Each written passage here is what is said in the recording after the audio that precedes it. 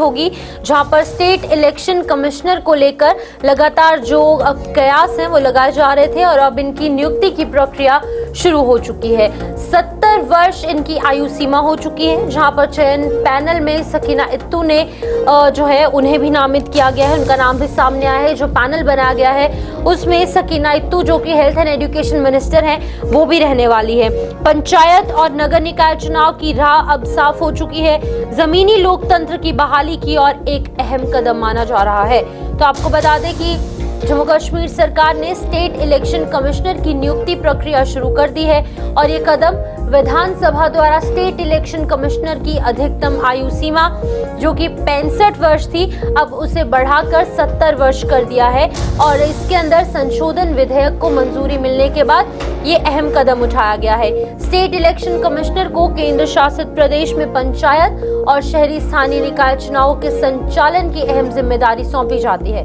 वहीं मुख्यमंत्री उमर अब्दुल्ला ने कैबिनेट मंत्री सकीना इत्तू को मुख्यमंत्री नेतृत्व वाले चयन पैनल का सदस्य नामित किया है और इस पैनल में पंचायत मंत्री, विधानसभा के अध्यक्ष, नेता प्रतिपक्ष और साथ ही साथ मुख्यमंत्री द्वारा नामित एक अन्य वरिष्ठ मंत्री भी शामिल है। चयन समिति बैठक कर उपयुक्त जो नाम है उनकी सिफारिश उपराज्यपाल को भेजे जाएंगे। गौरतलब है कि जम्मू कश्मीर में फिलहाल निर्वाचित पंचायतें और नगर निकाय अस्तित्व में नहीं है और शहरी निकायों के अंदर इनका कार्यकाल नवंबर 2023 में समाप्त हुआ, जबकि पंचायतें 9 जनवरी 2024 को भंग हो गई थी और ऐसे में स्टेट इलेक्शन कमिश्नर की नियुक्ति को जमीनी लोकतंत्र की बहाली की दिशा में महत्वपूर्ण कदम माना जा रहा है। विधेयक को उपराज्यपाल मनोज सिन्हा की मंजूरी मिल चुकी है और जल्द बैठक बुलाने की संभावनाएं लगातार है। ये कयास लगाए जा रहे हैं कि बहुत जल्द एक बैठक आयोजित होगी, एक बैठक बुलाई जाएगी जिसके अंदर कि स्टेट इलेक्शन कमिश्नर की नियुक्ति जो है वो कर दी जाएगी। फिलहाल एक पैनल बनाया गया है जिसमें कि लीडर ऑफ ऑपोजिशन और कई अहम चेहरे मौजूद हैं, जिसमें कि फिलहाल सकीना इत्तू का भी नाम बताया जा रहा है। इस हवाले से थोड़ी सी और जानकारी हम लेंगे। हमारे साथ हमारे senior news editor Vinod Kumar ji join कर चुके हैं। विनोद जी बहुत बहुत शुक्रिया आपने ज्वाइन किया। विनोद जी, अब देखिए स्टेट इलेक्शन कमिश्नर की नियुक्ति को लेकर पहले से ही कयास लगाए जा रहे थे, जैसे हमने भी इस पर डिस्कशन की थी कि ग्राउंड लेवल पर जो एक 3 टियर सिस्टम है वो कहीं ना कहीं जब एक नींव स्ट्रांग नहीं है तो बिल्डिंग कैसे स्ट्रांग हो सकती है। इस पूरे आधार पर अब जब स्टेट इलेक्शन कमिश्नर की नियुक्ति हो जाएगी तो कैसे देखते हैं पंचायत के चुनाव के राह साफ हो जाएंगे और बाकी के चुनाव भी होने की उम्मीद है? बिल्कुल आपने ठीक कहा शिपर। जब हम 73rd और 74th अमेंडमेंट की बात करते हैं, इन टोटल लागू कर रही है, तो उसके लिए हमारा ज़रूरी रहता है कि हमारे पंचायती निकाय चुनाव होने चाहिए, बीडीसी के चुनाव होने चाहिए, डीडीसी के चुनाव होने चाहिए। लेकिन अनफॉर्चुनेटली जब से last state election commissioner BR Sharma थे, former IAS retired, former chief secretary भी रहे हैं, उनके रिटायर होने के बाद से कहीं ना कहीं ये जो चीफ इलेक्शन कमिश्नर की स्टेट इलेक्शन कमिश्नर की जो पद था वो खाली पड़ा हुआ था। जब पद खाली पड़ा होता तो स्वाभाविक सी बात है ये इलेक्शन नहीं हो पाते। अब रास्ता साफ होने को है। हालांकि अभी कमेटी कॉन्स्टिट्यूट की है, चीफ मिनिस्टर के साथ सकीना इत्तू है, विधानसभा अध्यक्ष है, LOP है, ये सारे मिलकर के एक नाम पर मोहर लगाएंगे। उस नाम को उपराज्यपाल मनोज कुमार सिन्हा के पास भेजा जाएगा मंजूरी के लिए। लेकिन ये राहत की बात है कि लंबे समय से 2023 नवंबर की बात करें तब से शायद निकाय चुनाव नहीं हो पाया है, निकाय खत्म हो चुके हैं, निकाय भंग हो चुकी थी। उसके बाद जनवरी 24 में पंचायत खत्म हो चुके हैं, BDC खत्म हो चुके हैं। तो कहीं ना कहीं एक राह जो लोकतंत्र का प्रतीक होता है वो राह बनी है। बिल्कुल विनोद जी, अब देखिए जिस तरीके से हम देख रहे हैं कि इसके अंदर LG मनोज सिन्हा का भी इम्पोर्टेंट रोल है। अब जब ये रोल है तो कहीं ना कहीं एक बार फिर से क्या CM वर्सेस LG देखने को मिल सकता है, क्योंकि जहां पर एक तरफ पैनल की जो बातें हैं वो यहाँ पर CM उमर अब्दुल्ला की तरफ से रखी गई, उन्होंने भी नाम घोषित किए हैं, वही दूसरी तरफ जो फाइनल डिसीजन है वो LG के हाथों में होगा। तो कहीं ना कहीं एक टस्सल एक बार फिर से देखी जा सकती है। हो सकता है नाम को लेकर के दोनों के बीच में गतिरोध बना रहे। हालांकि इसमें कोई दो राय नहीं, वो भी चाहेंगे, LG भी चाहेंगे कोई ऐसा स्टेट इलेक्शन कमिश्नर बने जो उनकी पसंद का हो। और स्वाभाविक सी बात है चीफ मिनिस्टर उमर अब्दुल्ला भी चाहेंगे कि वो ऐसा इलेक्शन कमिश्नर हो जो उनकी भी बात सुने। तो बीच का रास्ता कोई निकालना पड़ेगा। हालांकि अगर ये कमेटी अपना नाम अप्रूव करके भेजती है तो कोई फैसला तो उपराज्यपाल मनोज कुमार सिन्हा को लेना ही पड़ेगा। लेकिन ये है कि गतिरोध या टसल शब्द जिसका आपने इस्तेमाल किया वो रहेगा।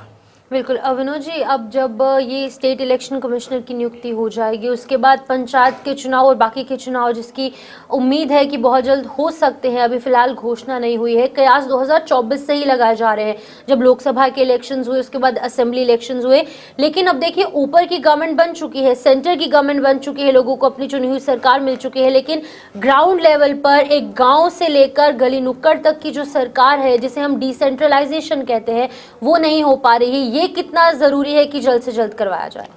बिल्कुल, जैसे मैंने कहा कि हर एक पॉलिटिकल पार्टी ये क्लेम करती थी कि 73rd और 74th अमेंडमेंट को हमने इन टोटो जम्मू कश्मीर में लागू करवाया।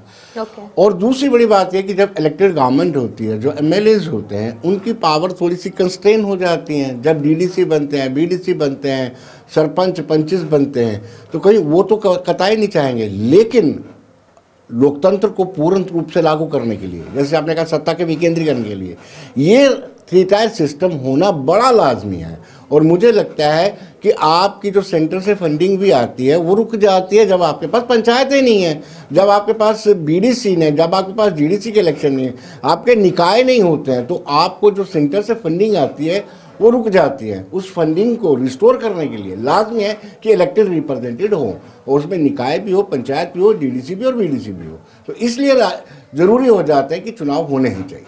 तो विनोद जी, अगर हम एक लेमैन के पॉइंट ऑफ व्यू से देखेंगे तो ये इलेक्शंस होना बहुत ज़्यादा इंपॉर्टेंट है, क्योंकि जैसे आपने कहा कि सेंटर से जो फंड्स है वो भी रुक जाते हैं, तो ओवरऑल सीएम वर्सेस एलजी है, चाहे कोई और दिक्कतें हैं जम्मू कश्मीर में, उसका सीधा सीधा असर जो है वो एक लेमैन पर देखने को मिल रहा है।